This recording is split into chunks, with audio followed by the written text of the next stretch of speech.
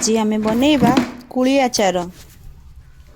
जय जगन्नाथ नमस्कार सांग माने आमे एठी कुली आचार बनेबा पई फास्ट नै जाइछु कंचा कुली ता ऊपर टिके लूण बिंची देले एमती करके मु रखी देथिली खरारे सुखै देथिली। एटा देखंतु खरारे सुखी सारला परे वर्तमान एमती हेछि केते सुंदर हेछि बहुत भल भाबरे लूणटा ता भितरे भिजी जाइछि। देन एठी आमे नेले जीरा को आमे गोटे कढ़ई रे एमती भाजी दबा हल्का हल्का भाजीबे बेसी पोड़ीबे नाही ताकू बेसी पोड़िले तार भलो स्मेलटा पळेबो। एमती हल्का हल्का हल्का हल्का केना भाजी नेबे बहुत भलो से भाजीबे जेमती कि पोड़ी न जाए से भया ही भाजीबे। एठी आपनकू लो फ्लेम रे 3 ରୁ 4 मिनिट पर्यंत एमती भाजी देबे नले गोटे आम करिवे एठी एमती माने देखि कि ही आपण भाजीबे जेतिके आवश्यक। तापरे एठी कोन कली मु थाली रे बाहर कर देली तापरे एठी ग्राइंडर रे नै जाइछि मु ग्राइंडर रे सब पकई देली तापरे पान मोहरी भी देथिली मु पान मोहरी ता सहित भाजी की एठी ग्राइंड कर देली। देखंतु ग्राइंड कर साला परे देखंतु केते सुंदर देखा आउछि आ जो वासना ओह पूरा बहुत सुंदर वासना होतला। तापरे एठी गोटे थाली को बाहर कर देली। एठी देखंतु आ किछि सुखला लंका नै जे सेही सेम प्रोसेस रे मु भाजी दोछि। एठी सुखला लंका सहित मु किछि नै छि कोन ना जो कमला सुखला कमला चुप्पा ता सहित मु बहुत भल से भाजी देथिली। तापरे एठी टिके ठंडा हे गला परे याकु सब माने तार बुंखी गुडा को सब छिड़े दोछि बुंखी गुडा को। तापरे एठी से थाली रे एमती सब एमती करिकी नै गली। तापरे एठी ग्राइंडर गिन्ना रे ही ढाली दबा से जेती सब लंका थिला। देखंतु आ सहित मु कमला चुप्पा नबार कारण तार फ्लेवरटा कमला चुप्पार बहुत सुंदर थाए जो कि ता सहित अल्प मात्र 2 पाखुड़ा खंडे एमती नै छि कि तार माने 2टा छेलो खंडे नै छि एमती कमला चुप्पा ताको सुखे देथिले बहुत भल से लंका सहित। एबे देखंतु पूरा गुंड रेडी हे गला। ए छोट कड़ेईटा देखंतु तापर बड़ कड़ेईटा नै छि काहे ना बेसी अमाउंट रो मोर कोळी अछि सेति पई कि बड़ सेति पई मु बहुत बड़ कड़ेईटी नै छि।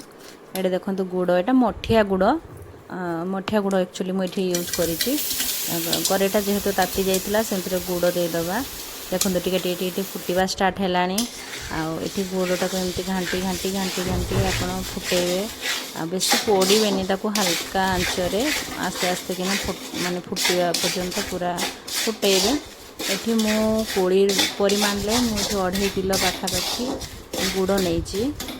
आपन देखिकी आपन को कुड़ी हिसाब केती कुड़ी थबो से हिसाब रे ही आपन गुड़टा यूज करिवे गुड़ नेबे।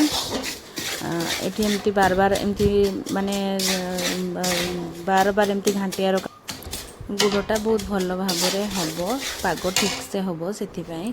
एडे देखंतु माने फुटिबा स्टार्ट हेलानी एई टाइप रो ही फुटिबा आ टिके समय फुटिबो फुटी गला परे देखिए ठीक से पूरा हे जिवो एमती फुटिबो टिके समय छाड़िबा एमती फुटिया पई देबा किंतु बेसी जोर आंच देबेनी। जोर आंच देले गुड़टा तळे पुड़ी जिवो पुड़ी गले भल लागिवोनी ताकू पूरा ठीक मापरे। देखंतु एटा पूरा परफेक्ट हे आसलानी एबे हम देखुतली फास्ट नै एमती ऊपर को करला बेलको एमती अठालिया टाइप रो हेलानी बहुत सुंदर वासना भी आसलानी।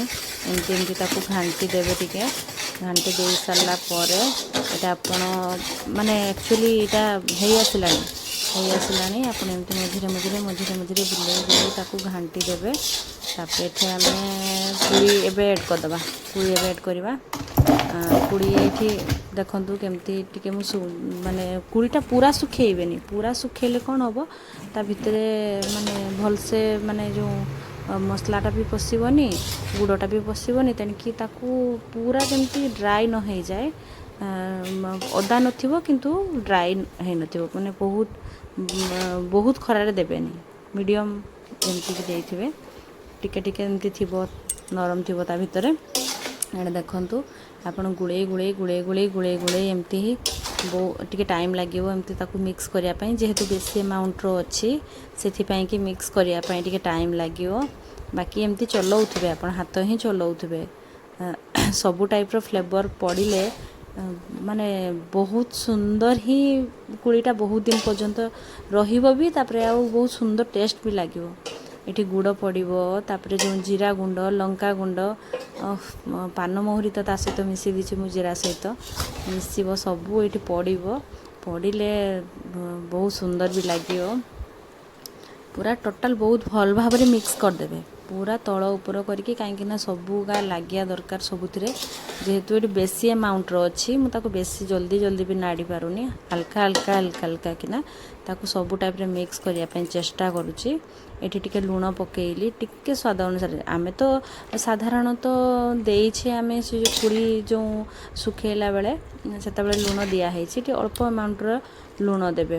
ଦେଖନ୍ତୁ ଏଠି ଲଙ୍କାଗୁଣ୍ଡ ଏବେ ପକାଇଦେବା।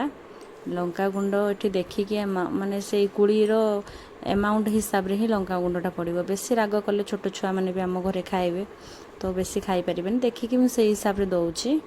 ତାପରେ ଏଠି ଜିରା ଗୁଣ୍ଡ ଏଇଟା ହେବ, ଏଇଟା ଦେଖନ୍ତୁ ଜିରା ଗୁଣ୍ଡକୁ ବି ବହୁତ ବଢ଼ିଆ ସେ ଭାଜିକି ଆମେ ରଖିଛୁ, ଏଇଟା ଆଡ଼୍ କରିଦେବା। ଜିରା ଗୁଣ୍ଡଟା ଆପଣ ଲଙ୍କାଗୁଣ୍ଡଠୁ ଅଧିକା ଦେଇପାରିବେ, କିନ୍ତୁ ଲଙ୍କାଗୁଣ୍ଡ ଦେଖିକି ଦେବେ। ଆପଣଙ୍କ ଘରେ ପିଲା କି ବୟସ୍କ ଲୋକ କିଏ ଥିବେ ଖାଇପାରିବେନି ବେଶୀ ରାଗ ହେଲେ, ଦେଖିକି ଆପଣଙ୍କ ହିସାବରେ ହିଁ ଦେବେ। ଯାହାକୁ ରାଗ ଧର ଖାଇବା ପାଇଁ ପସନ୍ଦ ସେ ଟିକେ ଅଧିକା ଦେବେ। ଆଉ ଏମିତି ବହୁତ ଭଲସେ ମିକ୍ସ କରିଦେବେ। ତାକୁ ମିକ୍ସ କରିସାରିଲା ପରେ ଯାଇକି ବହୁତ ସୁନ୍ଦର ପରଫେକ୍ଟଲି ହେଇଯିବ, ଏଠି ରେଡ଼ି ହେଇଯିବ। ଆଉ ଯେତିକି ଏକ୍ସଟ୍ରା ଦେଖନ୍ତୁ ଏଠି ଲଙ୍କାଗୁଣ୍ଡ, ଜିରା ଗୁଣ୍ଡ ଯାହା ବି ଥିଲା ମୁଁ ତାକୁ ଷ୍ଟୋର୍ କରିକି ରଖିଦେଉଛି। ଘରେ ହାତ ତିଆରି ଗୁଣ୍ଡର ସ୍ମେଲ୍ ବହୁତ ହିଁ ଭଲ।